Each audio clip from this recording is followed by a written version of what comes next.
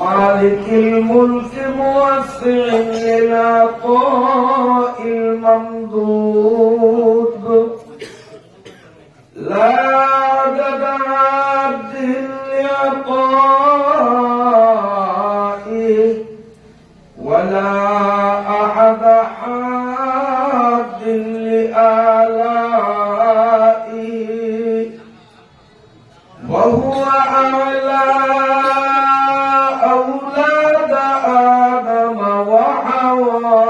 وحواء وأوحى إلى رسوله ما أوحى كما أوحى إلى روح الله وإلى موسى لا كما أوحى إلى معطي العسل وإلى أم موسى اللهم صل وسلم دائما على رسولك محمد الأكرم المكرم صعيد السماء وعلى آله الصلحاء السعداء اللهم صل على محمد وعلى آل محمد كما صليت على إبراهيم وعلى آل إبراهيم إنك حميد مجيد اللهم بارك على محمد وعلى آل محمد كما باركت على إبراهيم وعلى آل إبراهيم إنك حميد مجيد أما بعد فأعوذ بالله من الشيطان الرجيم بسم الله الرحمن الرحيم إن للمتقين مفازا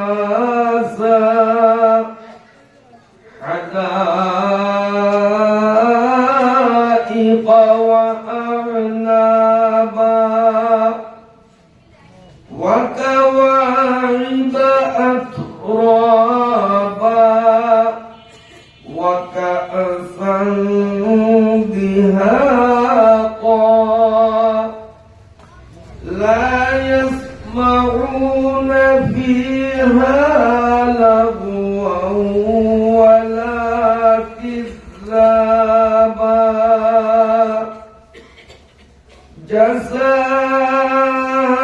جزاء من ربك عطاء حسابا صدق الله مولانا العظيم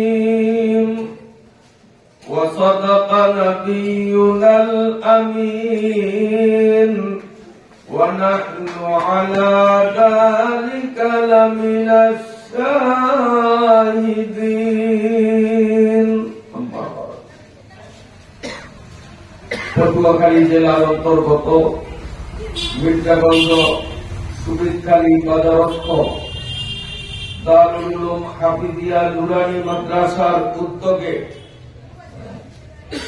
আয়োজিত আজকের ওয়াজ মাহফিলের সমাপনী পর্বের শ্রদ্ধাভাজন মহতারম সভাপতি, দিগার কাবিলে সদ এহতেরাম ওয়ারাসাতুল আম্বিয়া হযরত উলামায়ে কিরাম, শ্রদ্ধাভাজন বয়োজ্যেষ্ঠ সম্মানিত মুরব্বিগণ, অদূর সুদূর থেকে আগত সর্বস্তরের সম্মানিত সুধী মণ্ডলী, দিনী ভাইয়েরা, আমি আপনাদের সামনে সংক্ষিপ্ত খুতবা ও দুরূদ শরীফ পাঠান্তে পবিত্র কুরআনুল কারীমের 30তম পারার 1 নম্বর সূরা 40 আয়াত বিশিষ্ট সূরা আন-নাবার 31 নম্বর আয়াত থেকে সামান্য কিছু অংশ তিলাওয়াত করলাম। আল্লাহ রাব্বুল আলামিন যদি তৌফিক দান করেন, 31 নম্বর আয়াত থেকে সূরার শেষ পর্যন্ত অর্থাৎ 40 নম্বর আয়াত পর্যন্ত অল্প সময়ের মধ্যেই আমরা আলোচনায় আনার চেষ্টা করব ইনশাআল্লাহ।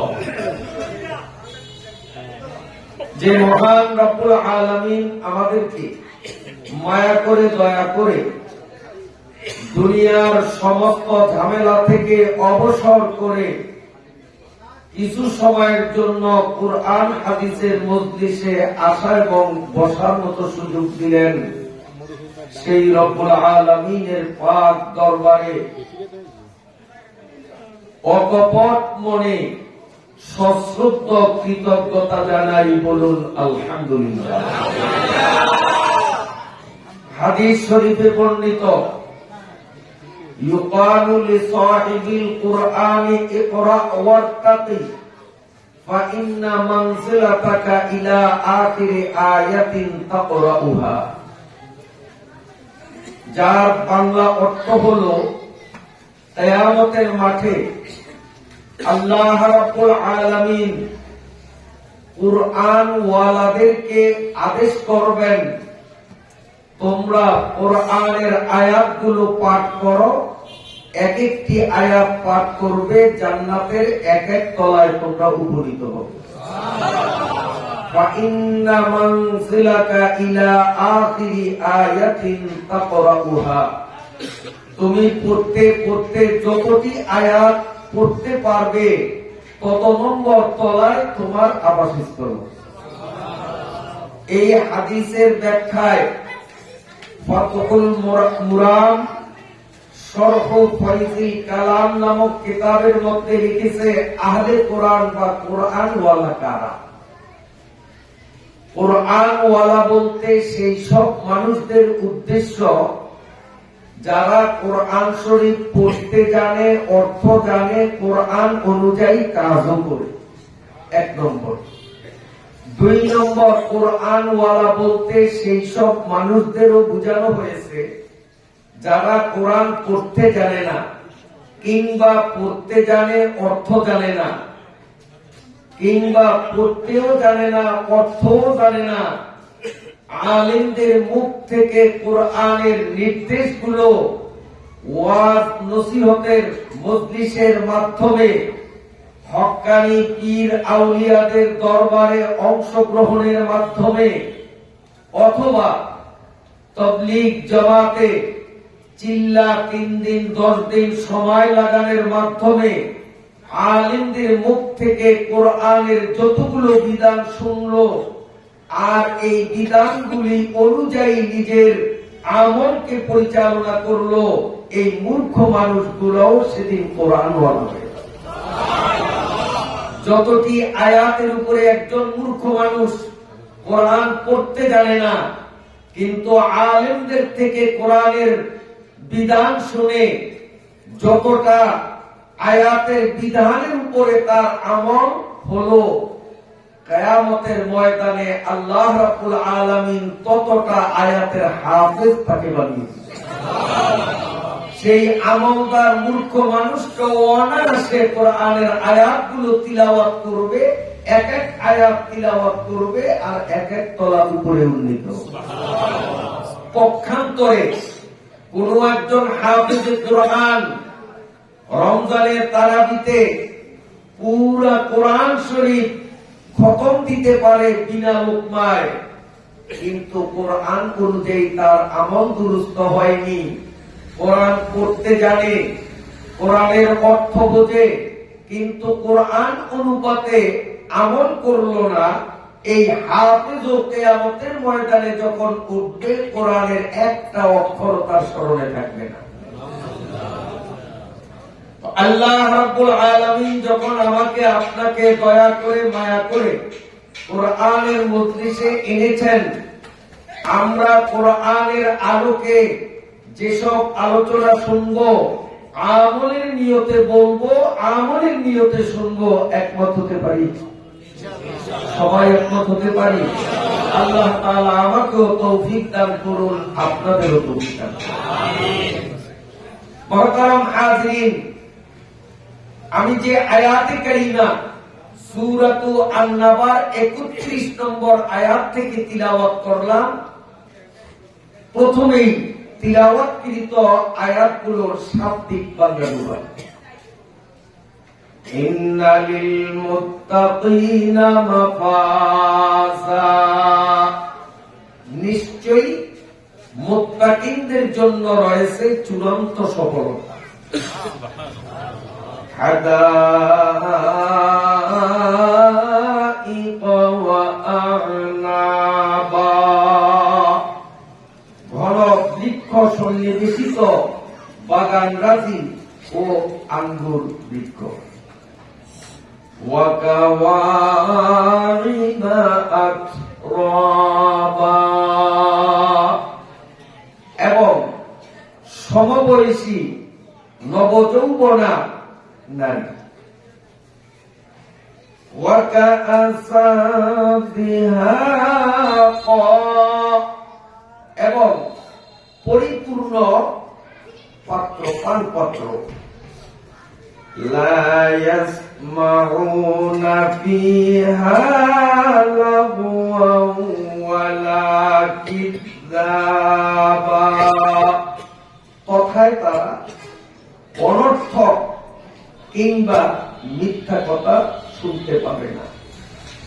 জাযাআম মির রাব্বিক, এটি তোমার প্রভুর পক্ষ থেকে প্রদত্ত প্রতিদান। আতাআন হিসাবা, অসংখ্য পরিমাণে অনুদান। এগুলো তেলাওয়াতকৃত আয়াত কটির মোটামুটি আক্ষরিক বাংলা অনুবাদ। এবার আমরা সংশ্লিষ্ট কিছু ব্যাখ্যামূলক আলোচনায় চলছি। আল্লাহ রাব্বুল আলামিন বলেন, ইন্না লিল মুত্তাকিনা মাফাজা, লাস্ট মুভমেন্টে, একেবারে চূড়ান্ত পর্যায়ে সফলতার অধিকারী হবে শুধুমাত্র মুত্তাকিন। মুত্তাকি ছাড়া অন্য মানুষরা হবে ব্যর্থ। সফলতা লাভ করবে শুধু মুত্তাকিরা। সফলতা লাভ করার অর্থ জাহান্নাম থেকে চিরমুক্তি লাভ এবং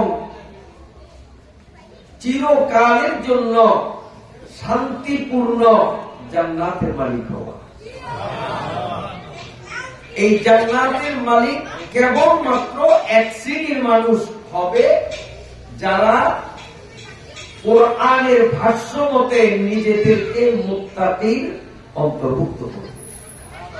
এখন মুত্তাকি কাকে বলে, কি কাজ করলে, কি যোগ্যতা অর্জন করলে মুত্তাকি হওয়া যায়, তার ব্যাখ্যা আল্লাহ তাআলা কোরআনুল কারীমের প্রথম অংশে সূরাতুল বাকারার প্রথম দিকেই দিয়েছেন।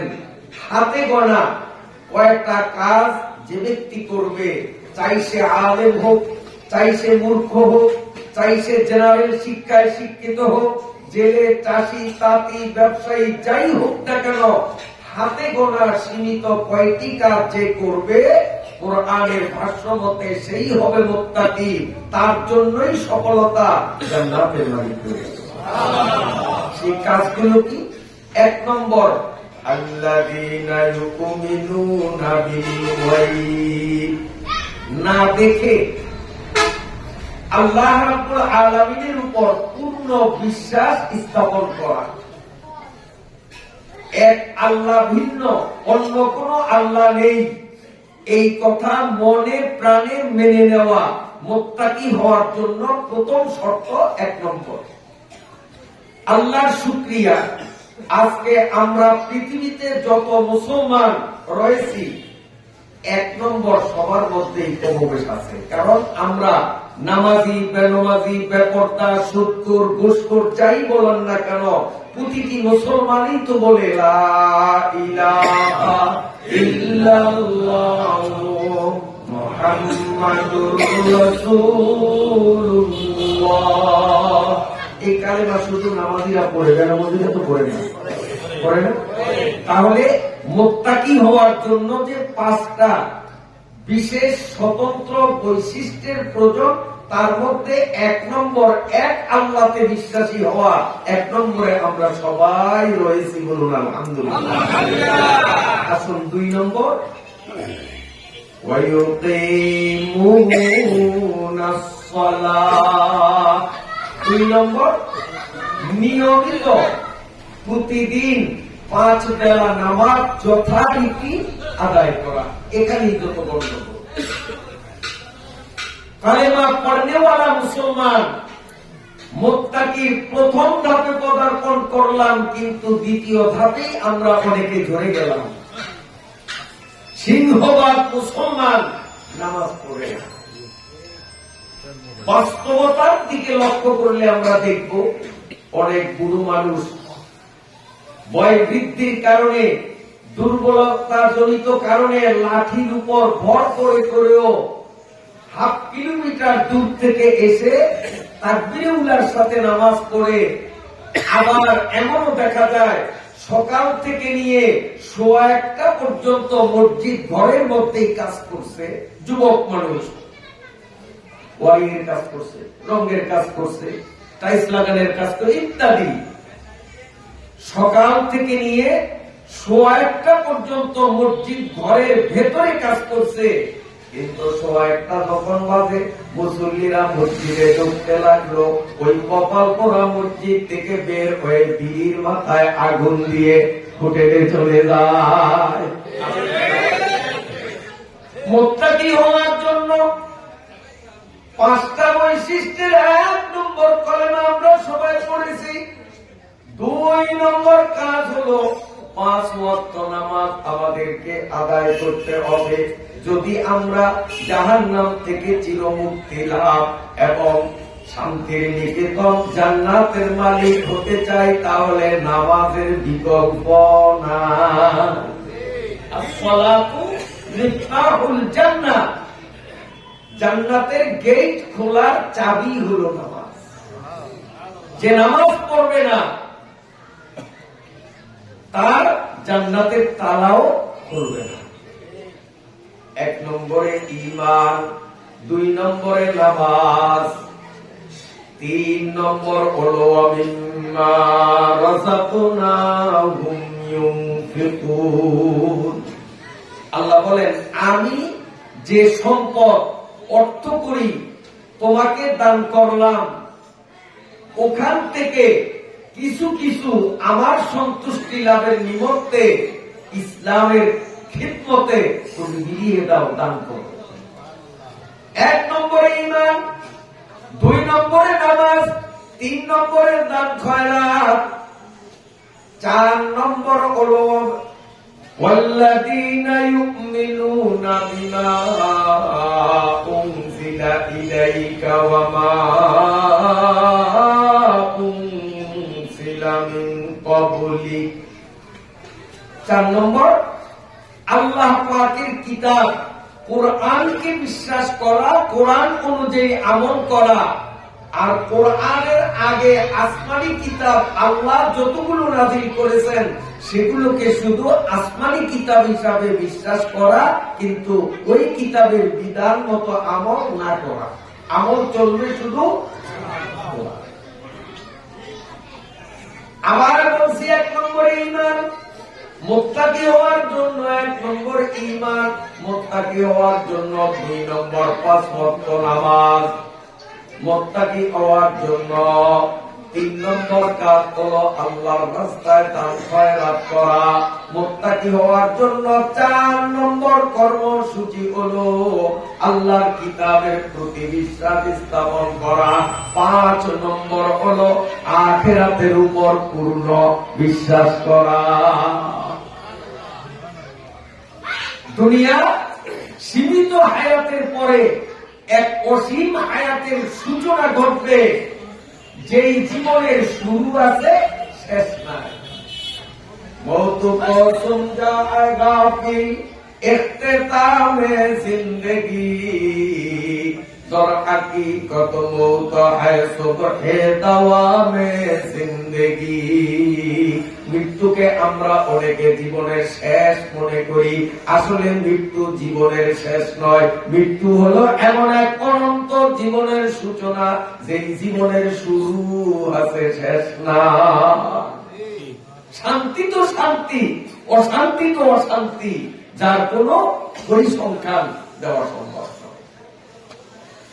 আল্লাহ রাব্বুল আলামিন সূরা নাবারে ৩৩ নম্বর আয়াতের মধ্যে বলেন, ইন্নালিল মুত্তাকিনা মাফাজা।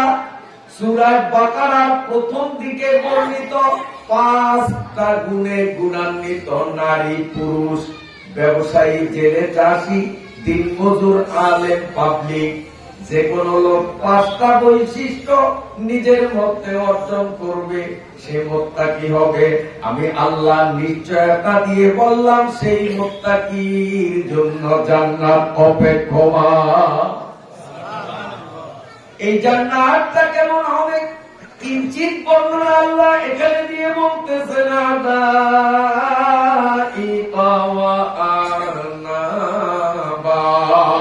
আল্লাহ বলেন, ও আমার বান্দারা বান্দিরা, তুমি যদি সামান্য 5টা জিনিসের উপর একটু ত্যাগ স্বীকার করে উঠতে পারো, আমি আল্লাহ তোমার গ্যারান্টি দিলাম, অনন্তকালের জন্য, চিরকালের জন্য তোমাকে হাদায়েকা, অনেকগুলো বিশাল বিশাল ঘন সন্নিবেশিত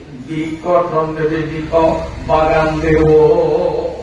এমন বাগান, যেই বাগানের মধ্যে বিরাট বিরাট গাছ, এক একটা গাছের ছায়ার এক প্রান্ত থেকে ছায়ার অপর প্রান্তে দ্রুতগামী একটা ঘোড়াকে দৌড়ালে 500 বছর সময় লেগে যাবে। এবং এই গাছের নিচ দিয়ে মধুর, শরবতের, দুধের এভাবে নহর প্রবাহিত থাকবে, খাল আর নদী থাকবে, সেখানে স্বর্ণ রূপার তৈরি সুন্দর সুন্দর ঘর বানানো থাকবে। আল্লাহ রাব্বুল আলামিন ফেরেশতাদেরকে যখন জানিয়ে দিলেন, আমার বান্দা বান্দিরা মাত্র 5টা কাজ করিয়া মুত্তাকি হলে হাদাইকা ওয়া আনাবা, আমি তাদেরকে বাগান দেব বিরাট। হযরতে জিবরাইল আলাইহিস সালাম সঙ্গে সঙ্গে আরজ করলেন, দরখাস্ত দিলেন, দয়াময় খোদা, আমরা ফেরেশতা জাতি জীবনে কোনোদিন পাপ করিনি, পাপ করতে জানি না, শুধু সারাক্ষণ আমরা ইবাদত বন্দেগীতে মগ্ন থাকি। এরপরেও তো আপনি কোন একজন ফেরেশতারে জান্নাত ভোগ করতে দিবেন না, এক সময় আমাদেরকেও বিলীন করে দিবেন, আমাদের অস্তিত্ব থাকবে না। 5 গুণে গুণান্বিত আপনার বান্দা বান্দীদেরকে জান্নাতের মধ্যে যে হাদাইকা বাগান দিবেন অনেকগুলো, আল্লাহ সম্পূর্ণ বাগানগুলো একটু ঘুরে ঘুরে দেখতে মন চায়। মনে করেন আপনার এলাকার এমপি সাহেব এই সুবিদখালী বাজারের পাশে একটা সৌন্দর্য মণ্ডিত, কারুকার্য খচিত বাড়ি পাবে। এখন এই এলাকার অনেক গরিব মানুষ বলা বলি করবে, এমন বাড়ি তো আমরা বানাতেও পারবো না, এমন বাড়িতে বসবাস স্বপ্নেও করতে পারবো না। এমপি সাহেব যখন বানাইছেন, চল একটু বাড়িটা দেখে আসি, দেখতে মন চায় না? কথা বলেন, মন চায় না? তো জিবরাইল আমিনেরও মন চাইছে যে আল্লাহ বাগানগুলো আমি একটু ঘুরে ঘুরে দেখবো, কেমন বাগান তুমি দিবা। আল্লাহ রাব্বুল আলামিন বলেন, জিবরাইল তোমার তো সাহস কম না, আমার বন্দাদের আমি আল্লাহ যতগুলো বাগান দেব সব বাগানগুলো ঘোরার ইচ্ছা তুমি পোষণ করলা। আমি আল্লাহ তোমারে ক্লিয়ার জানাইয়া দিলাম, সব বাগান তো দূরের কথা, একটা বাগান ঘোরার শক্তি তোমার না। আল্লাহ রাব্বুল আলামিনকে জিবরাইল বলেন, আল্লাহ আপনি একটু অনুমতি দেন, আমার ভিসাটা একটু ওকে কইরা দেন, আমি একটু চেষ্টা কইরা দেখি। আল্লাহ বলেন, তোরে তো আমি জানাইয়া দিলাম, একটা বাগান ঘুরিয়া দেখবি সেই শক্তিমত্তা তোর নাই, তারপরেও যখন বাড়াবাড়ি করছো আমি তোমার ভিসা লাগাইয়া দিলাম, যাও তুমি বাগান ঘোরো। হযরতে জিবরাইল আমিন আপনার আমার প্রাপ্তব্য কেবল একটা বাগানের এক প্রান্ত দেশ থেকে তিনি উঠতে আরম্ভ করলেন। আল্লাহর পয়গম্বর রাসূলুল্লাহ সাল্লাল্লাহু আলাইহি ওয়াসাল্লাম বলেন, পাখিরা যেমন দুটি পাখায় ভর করে বায়ুমণ্ডলে উড়ে, জিবরাইল ফেরেশতাকে উড়ার জন্য আল্লাহ রাব্বুল আলামিন সর্বমোট 600 পাখা দিয়েছে। জিবরাইলের পাখা কয়টা? 600। মজার কথা শুনেন, বুখারী শরীফের হাদিস। রাসূলুল্লাহ সাল্লাল্লাহু আলাইহি ওয়াসাল্লাম একদিন জিবরাইলকে বলেন, জিবরাইল তুমি তো আমার কাছে বহুবার আসছো, যতবার আসো মানুষের আকৃতি ধারণ করে আসো, তোমার নিজস্ব আকৃতিটা আমি কোনোদিন দেখিনি। বেশিরভাগ নবীজির বিশিষ্ট সাহাবী হযরতে দাহিয়া আল কালবি রাদিয়াল্লাহু তাআলা আনহু আকৃতি ধরেই নবীজির কাছে আসতেন। সাধারণ মানুষ মনে করতো হুজুরের সাহাবী দাহিয়া আসছে, আসলে জিবরাইল দাহিয়া সুরত ধরে আসতেন। ইয়াতাশাক্কালু বিআশকালিন মুখতালিফা, ফেরেশতারা যখন যেমন খুশি তেমন আকৃতি ধারণ করতে পারেন। তো রাসূল বলেন, মানুষের সুরত ধরে আসো, তোমার নিজস্ব সুরতটা আমার একটু দেখতে মন চায়, এখন তুমি একটু আমার সামনে তোমার অরিজিনাল সুরত দিয়ে একটু দেখা দাও। জিবরাইল বললেন, ইয়া রাসূলুল্লাহ আমার অরিজিনাল সুরত আপনি দেখতে পারবেন না। নবী আলাইহিস সালাম গরম হয়ে গেলেন, কি বলো, দেখতে পারি আর না পারি সেটা ব্যক্তিগত আমার বিষয়, তোমাকে বলছি তুমি তোমার আসল সুরতে দেখা দিতে হবে, আমি তোমাকে তোমার সুরতে দিব।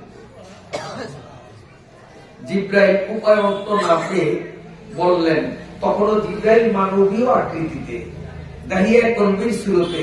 জিবরাইল বলেন, ওগো দয়াময় নবী আপনি একটু উপর দিকে তাকান। আল্লাহর রাসূল উপর দিকে তাকাইলেন, বেশ কিছুক্ষণ খানিকক্ষণ তাকিয়ে থাকার পর দৃষ্টি নিচে নামিয়ে এদিক সেদিক ডানে বামে অগ্রে পশ্চাতে তাকান, জিবরাইল নাই। নবীজির মেজাজে ধরছে আগুন, আমি ওরে ওর আসল সুরতে দেখতে চাইলাম, ও আমার সাথে ফাঁকিবাজি করলো, আমার উপর দিকে তাকাইতে বলিয়া ও পালিয়ে আসল। আবার হুজুর খুব প্রশান্তিত হয়ে গেছে। একটুখানি পরেই আবার মানুষের আকৃতিতে জিবরাইল হাজির, আসসালামু আলাইকুম ইয়া রাসূলুল্লাহ, হুজুর খুব গরম, সালাম দাও তো, সালামকে নিবে, তুই আমার সাথে ধোঁকাবাজি করছো। হুজুর রাখবেন না, আগে আমার কথার জবাব দেন, উপরে যে তাকাইছেন কিছু দেখছেন? নবীজি বলেন, না তেমন তো কিছু দেখি নাই। হুজুর একটু চিন্তা করেন, কিছু দেখেন নাই?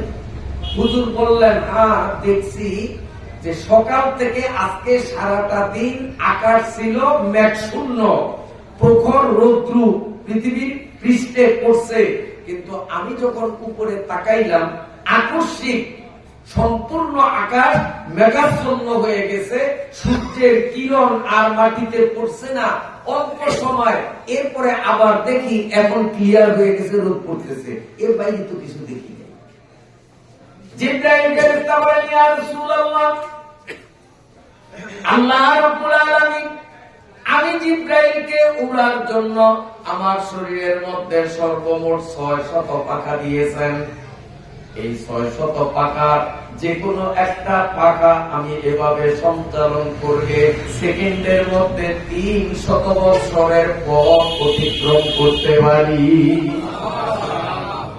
ইয়া রাসূলুল্লাহ, আপনি যখন উপরের দিকে তাকাইলেন, আমি জিবরাইল আমার 600 পাখাগুলির মধ্য হতে কেবল একটা পাখা একটু প্রসারিত করলাম, তাও পুরাটা আমি মেলতে পারি না, পুরো পাখা এভাবে বিস্তার করতে পারি নাই।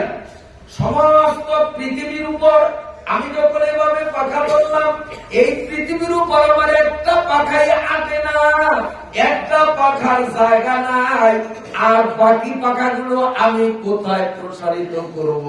এই জন্যই তো বলছি ইয়া রাসূলুল্লাহ, আমার আসল আকৃতিতে আপনি আমারে দুনিয়ায় কিভাবে দেখবেন?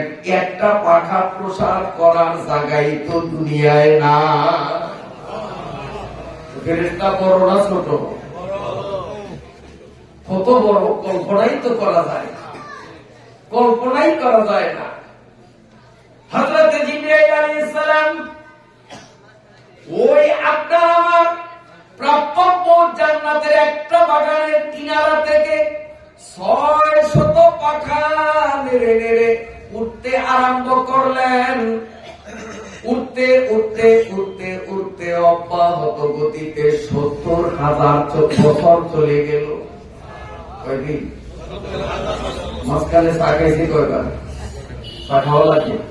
আমরা যে গাড়িতে সফর করি তাই তো পথের মধ্যে একটু চা খাওয়া লাগে, একটু পান খাওয়া লাগে, পেশাবের প্রয়োজন হয়, হয় না? আবার অনেক সময় ভাতও খাইতে হয়। জিবরাইলেরও ক্ষুধা লাগছে, ভাত খেয়েছি। 70,000 বছর পর্যন্ত অবিরাম গতিতে উঠছেন, কারণ ফেরেশতাদের পেশাব পায়খানা নাই, ফেরেশতাদের খাওয়া দাওয়া নাই, ফেরেশতাদের বিশ্রামের প্রয়োজন নাই।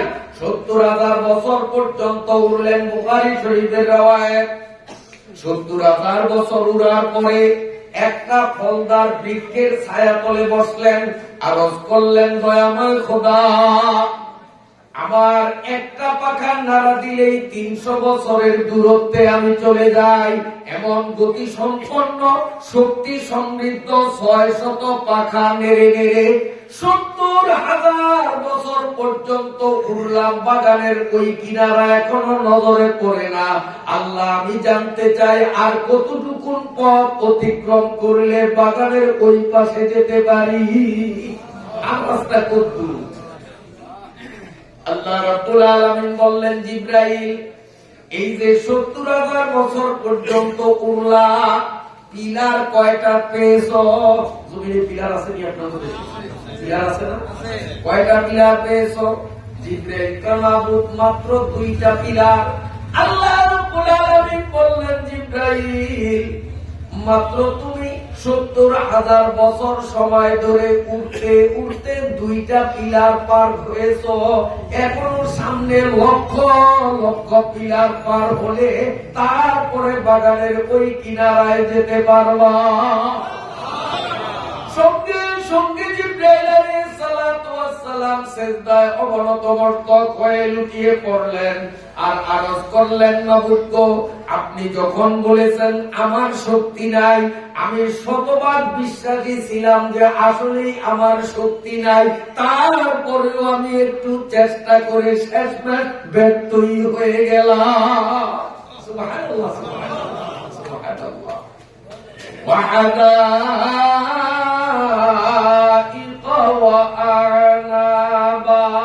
আল্লাহ বলেন, এমন বিশাল বিশাল বাগান একটা আর 2টা না, অসংখ্য বাগান তোমাদের আমি দেব। এবং পুষ্টিকর ফল, আঙ্গুরের বিশেষ ব্যবস্থা থাকবে, যত খুশি তত তুমি খাবে। লা মাকতুআতিন ওয়ালা মামনুআ। আল্লাহ বলেন, এই যে থোকায় থোকায় আঙ্গুর ধরে আছে, আমি এখান থেকে হাত বাড়াইলাম, আঙ্গুর একটা নিলাম, মুখে দিলাম, তাকাইয়া দেখবো ওখানে কমে নাই, আমি যে একটা ছিলাম অটোমেটিক সেই জায়গাটা আবার তাৎক্ষণিক পূরণ হয়ে যাবে। কমবে না, দুনিয়ার ফল ধোকা থেকে ছিঁড়লে কমে কিনা? 10টা ছিল, একটা খাইলাম 9টা আছে, আরেকটা খাইলাম 8টা আছে। আবার দুনিয়ার আঙ্গুর গাছে আঙ্গুর দেখলেই আমি খেতে পারবো না যদি বাগানের মালিক আমি না হই। বাগানের মালিক যদি এই হুজুর হয়, আমার যতই লোভ হোক খাওয়া সম্ভব? খাওয়া সম্ভব? আল্লাহ বলেন লা মাকতুআতিন ওয়ালা মামনুআ। ও জান্নাতি, তোর জান্নাতের বাগান এত বিশাল হবে, ডাইনে বামে সামনে পিছনে যেদিক যাবা কোটি কোটি মাইল পথ তুমি অতিক্রম করবা, অন্যের জমিতে পা রাখা লাগবে না। সেখানে তুমি ফল খাইলে কেউ তোমাকে নিষেধ করার অধিকার পাবে না। সেখান থেকে তুমি ফল যত কোটি খাও, একটা ফল কোনোদিন কমাইতে পারবা না। এই জান্নাত পেতে হলে 5টা কাজ করা লাগবে। 1 নম্বর ঈমান। ঈমান তো আনছি, এখন 2 নম্বরে ঢোকার সিদ্ধান্ত না নিয়ে আজকে উঠবো না। 2 নম্বর হলো 5 ওয়াক্ত নামাজ। ঠিক আছে তো ইনশাআল্লাহ? আল্লাহ এরপরে বলেন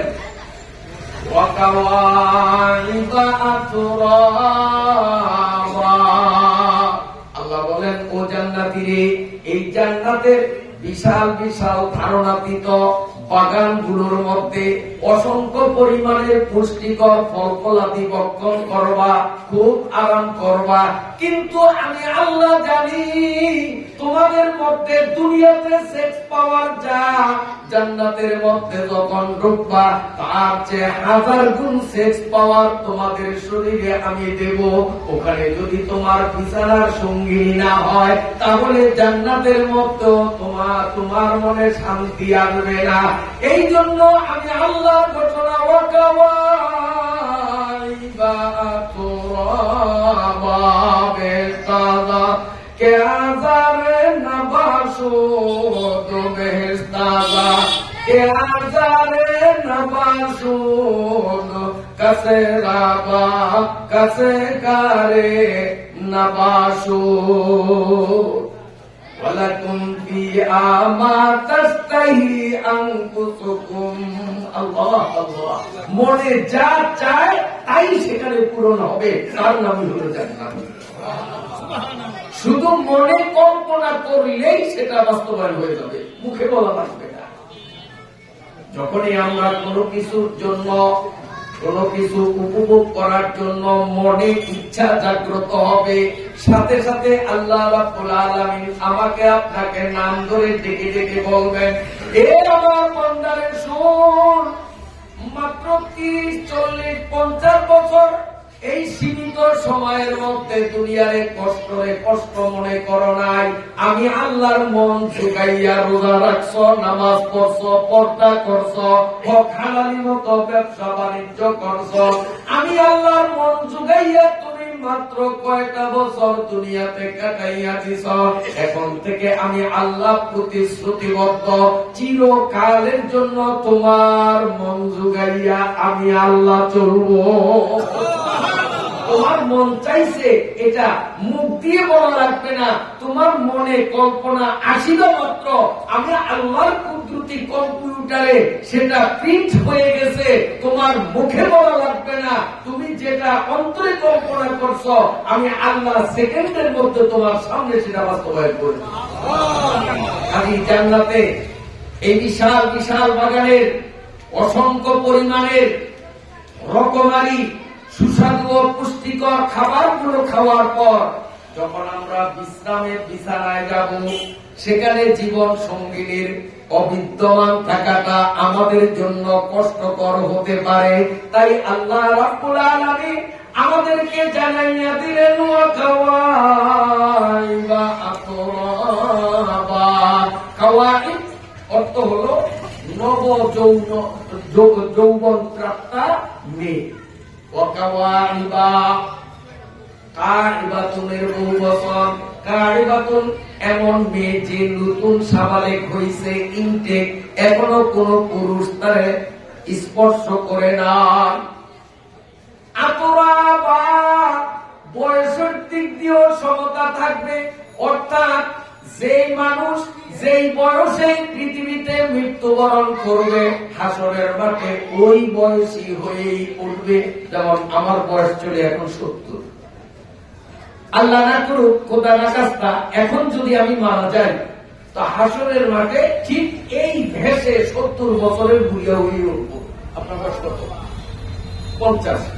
এই যে হুজুরের বয়স 50, আল্লাহ না করুক এখন যদি হুজুরের মরণ হয় তো হুজুর হাসরের ময়দানে 50 বছরে যুবক হয়ে উঠবে। 16 বছরের যুবক 16 বছরের যুবক হয়ে উঠবে। 120 বছরের বুড়িয়া সে 120 বছরের বুড়িয়া হয়েই উঠবে। এরপরে যদি 5টা কাজ করিয়া মুত্তাকির সার্টিফিকেট অর্জন করতে পারে, এই মানুষগুলো যখন জান্নাতের দিকে রওনা দিবে, আল্লাহর জান্নাতের প্রধান ফটক মেইন গেটের উপরে একটা কুদরতি কম্পিউটার সেটিং করে রাখবেন। যখনই আমরা জান্নাতের গেটে উপনীত হব, অমনি ফেরেশতারা কম্পিউটারের বটন অন করলে ওই কম্পিউটার থেকে একটা ফোকাস পড়বে। ওই ফোকাস পর যার উপরে পড়বে 33 বছরের যুবক, নারীরা 33 বছরের যুবতী হয়ে যাবে। 120 বছরের বুড়িয়া সেকেন্ডের মধ্যে 33 বছরের যুবক, 50 বছরের বৃদ্ধ মানুষটাও 33 বছরের যুবক, আমি 70 বছরের মানুষটাও 33 বছরের যুবক। জান্নাতের মধ্যে সবার বয়স হবে সমান। এবং এই যে 33 বছর বয়সী হয়ে ঢুকবো, চিরকাল জান্নাতের মধ্যে ওই বয়সেরই থাকবো, বয়সের কোনো পরিবর্তন সেখানে আসবে।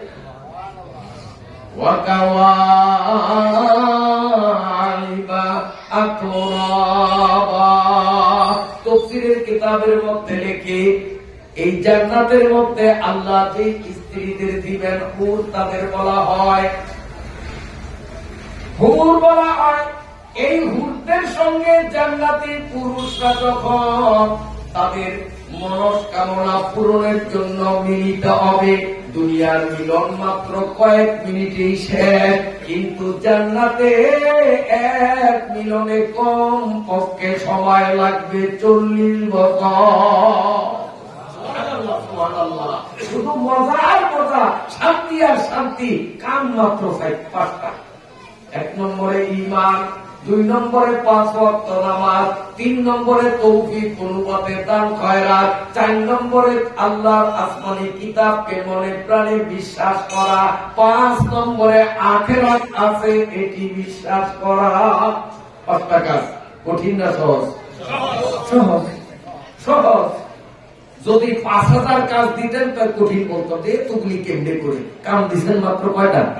5টা। এই 5টা কাজ হুজুরও পারে, এই 5টা কাজ মাস্টারেও পারবে, এই 5টা কাজ সুবিধকারী দোকানদারেও পারবে, এই 5টা কাজ দিন মজুর কুলি সেও পারবে। কি পারবে?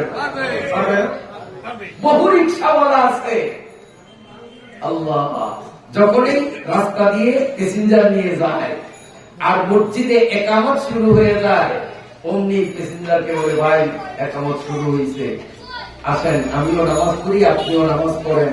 প্যাসেঞ্জার যদি বলেন যে না আমার সময় নেই, এখন তোমাদের সময় দিব না, তুমি নামাজ পড়ে কইরা নিও, কাজা কইরো, ওই রিক্সাওয়ালা তো বলে তোমার মতো প্যাসেঞ্জার লাগবে না, যতটুকু তোমাকে বহন করলাম এর ভাড়াও দেওয়া লাগবে না, যাও তুমি অন্য রিক্সা নাও, আমি মালিকের ডাকে ভাড়া দেবো। আমার রিক্সাওয়ালা আছে না? তো নামাজকারী হুজুররাই পারে, রিক্সাওয়ালা পারে না। তাকে দেখেন না পারে না? না পারে। বহু দোকানদার নামাজের টাইম হইলে দোকানের ঝাপ শাটার বন্ধ করে সামনে নামাজের বিরতির সাইনবোর্ড লাগিয়ে মসজিদে আসেন। খোদার কসম আপনি হিসাব করে দেখেন, 2টা দোকান পাশাপাশি, এক দোকানদার নামাজের বিরতির সাইনবোর্ড লাগিয়ে মসজিদে আসলো, আর তার পার্শ্বস্থ দোকানদার নামাজে আসলো না, বেচা বিক্রি করলো। দিন শেষে যদি হিসাব করেন, আমি তো দায়িত্বহীন কণ্ঠে আল্লাহর কোরআন হাতে নিয়ে ঘোষণা দিলাম, দিন শেষে হিসাব করবেন এই যে নামাজি দোকানদার কিছুটা বেচা কিনার থেকে বিরত থেকে মসজিদে আসছে, আর বেনামাজিটা পুরা দিন বেচা বিক্রি করছে, দিন শেষে হিসাব করলে দেখবেন এই নামাজির ক্যাশে টাকা বেশি, এই বেচা বিক্রি বেশি। ও বসে বসে ঝিনাইছে, মোবাইল চালাইছে, ফেসবুক চালাইছে। আর এই লোক নামাজ শেষ করিয়া মসজিদে গেছে, হ্যাঁ 2 ঘন্টায় যে কাস্টমার আসতো হয়তো আধা ঘন্টার মধ্যে তার চেয়ে কয়েক গুণ বেশি কাস্টমার আল্লাহ ঢুকিয়ে বানাইতো। বরকতের মালিক কে? আল্লাহ। তাহলে মুত্তাকির জন্য কাজ কয়টা? 5টা। 1 নম্বর তো হয়েই গেছে, এখন 2 নম্বর থেকে আমরা স্টার্ট করবো। রাজি আছি তো ইনশাআল্লাহ? 5 ওয়াক্ত নামাজ ইচ্ছা করে আর নষ্ট করিব না। সবাই একমত? জোয়ান বাবা তোমরা কি কও, রাজি আছো? আল্লাহর কথা, কোরআনের কথা সত্য না মিথ্যা?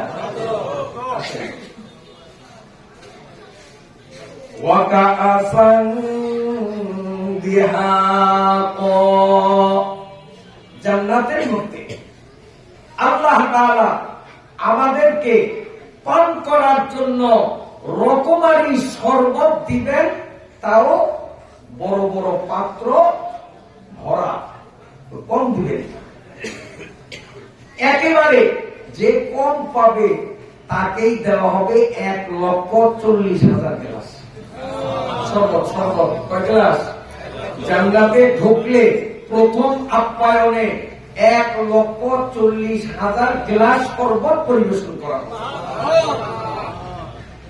1,40,000 গ্লাস শরবত। এখন আপনাদের প্রশ্ন আসবে যে এত শরবত কি করবে? এই প্রশ্নটা সাহাবীদেরও ছিল। সাহাবীরা নবীকে জিজ্ঞেস করলেন, ইয়া রাসূলুল্লাহ, বুঝছি তাহলে জান্নাতীদের এক একজনের পেট হবে বঙ্গোপসাগরের মতো বড়, নইলে এত শরবত রাখবে তো? প্রশ্ন আসবে না? রাসূলুল্লাহ সাল্লাল্লাহু আলাইহি ওয়াসাল্লাম বলেন, কি বলছো তোমরা? মানুষের পেট যদি অস্বাভাবিক বড় হয়, ওই মানুষ দেখতে সুন্দর না অসুন্দর? বলেন সুন্দর না অসুন্দর? আমি যদি এই চেয়ারে বসলাম, আমার পেটটা যদি ওইখানে থাকে, ভালো দেখা যাবে? ভালো দেখা যাবে? সবাই আমাকে পেটুক বাবু বলে তিরস্কার করবে, ঠিক না? আমি নিন্দার পাত্র হব। আল্লাহ নবী বলেন, জান্নাতি মানুষরা অসুন্দর হবে না, জান্নাতীরা সুন্দর হবে, তাই তাদের পেটও স্বাভাবিক থাকবে।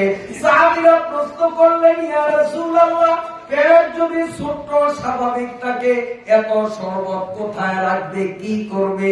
আল্লাহ পাকের নবী বুঝাইয়া দিলেন, শোনো আমার সাহাবীরা, জান্নাতীরা যখন একটা গ্লাস হাতে নিয়ে চুমুক দিবে, একটা চুমুকে একরকম মজা, দ্বিতীয় চুমুকে নতুন মজা, তৃতীয় চুমুকে আরেক মজা, প্রতি চুমুকে চুমুকে স্বাদের পালা পরিবর্তন। এক গ্লাস শরবতই তার পেটে ধরবে না, কারণ জান্নাতের গ্লাস থাকবে বড়। ওয়াকাআসান দিহাকা, একবার গ্লাস ভরা থাকবে নাকে কানে। এই এক গ্লাস খাওয়ার জায়গা পেটে থাকবে না, মাত্র কয়েক চুমুক শরবত পান করলো, পেটটা ভরে গেল, কিন্তু তার চোখ বলল না, আহারে চুমুকে চুমুকে মজা, আরো যদি পান করতে পারতাম না জানি কত তৃপ্তি পেতাম। পূজায় চশমে হারিসা পূর্ণাসুদ, পূজায় চশমে হারিসা পূর্ণাসুদ, কালে না শুধু পুরুদুর না পেটে জায়গা নাই, কিন্তু চোখে ক্ষুধা আছে। ছোট বাচ্চাদের খাইতে পারবে না এই কয়টা, কিন্তু একবারে পেট ভরিয়া নেয়, ঠিক না? আমার আপনার অবস্থা তাই হবে, এক এক চুমুকে এক এক মজা। আরো যদি পান করতে পারতাম, তখন আল্লাহ রাব্বুল আলামিন বলবেন, ও বান্দা, দুনিয়ায় আমার মন জোগাইতে 5টা কাজ করছ। পুষ্পাগের শীতের শীত মনে করো নাই, এশার নামাজ ফজরের নামাজ ছাড়ো নাই, চৈত্র বৈশাখের রোজা ছাড়ো নাই, মসজিদ মাদ্রাসা এতিম অসহায় মিসকিনদের দান করতেও ত্রুটি করো নাই। এই দুনিয়ার জমিনে সীমিত হায়াতের মধ্যে তুমি 5টা কাজ যখন আমার মন জোগানোর জন্য করেছো, আমি আল্লাহ চিরকাল তোমার মন জোগাবো। তুমি আরো শরবত যখন খাইতে ইচ্ছা করো, পেটে কিন্তু জায়গা নাই, আমি আল্লাহ তোমারে বুদ্ধি শিখাইয়া দিলাম। একটা ঢেকুর তোলো তো, ঢেকুর বুঝেননি? এটা আপনারা কি বলেন? ঢেকুর, ঠিক আছে তো? আল্লাহ বলবেন আমাদেরকে, হে বান্দা, একটা ঢেকুর দিত, শোনার সাথে সাথে আমি আপনি সবাই দেখুন একটা দিনে মেসকো আম্বরের সুবাসে পুরা জান্নাত দুর্গিত হয়ে যাবে। এত গ্রাম পেটটা খালি হবে, তখনই গ্লাসের বাকিটা খাইব। যখনই পেট ভরে বুদ্ধি তো পাইছে,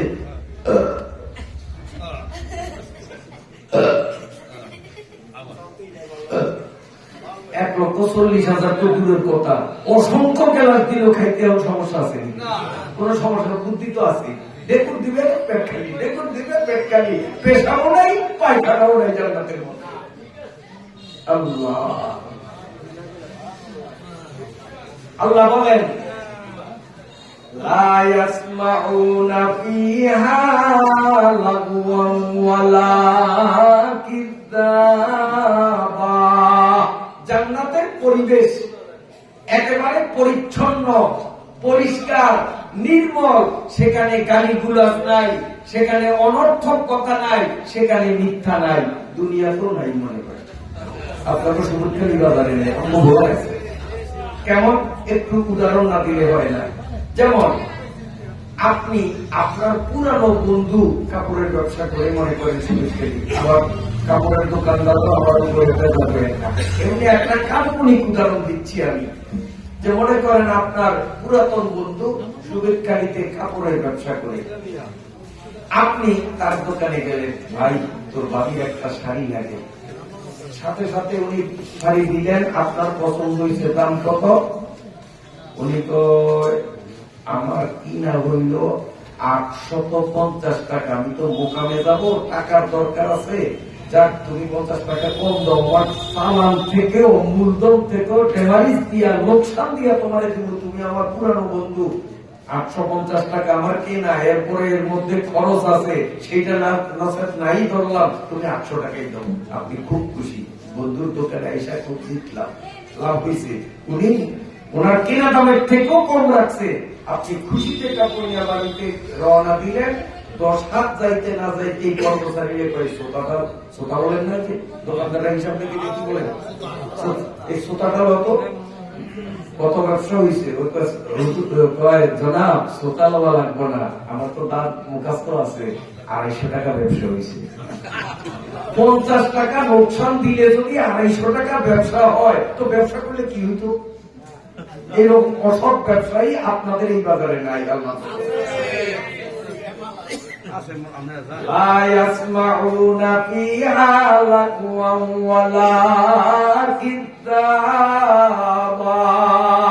অনর্থক কথা দুনিয়ায় বলতে যারা অভ্যস্ত, মিথ্যা কথা বলা তাদের স্বভাব, জান্নাতে তাদের জায়গা নাই। কারণ জান্নাতের পরিবেশ এমন, সেখানে অযথা কথা চলে না। জান্নাতটা এমন, সেখানে মিথ্যা কথারও কোনো বালাই না, মিথ্যা চলবে না। অতএব জান্নাতে যাওয়ার আশা করলে ফাও কথা পরিহার করতে হবে, অনর্থক কথা বাদ দিতে হবে, মিথ্যার ধারে কাছেও যাব না, শপথ দিতে হবে। রাজি আছি? মিথ্যা বলা সওয়াব না গুনাহ?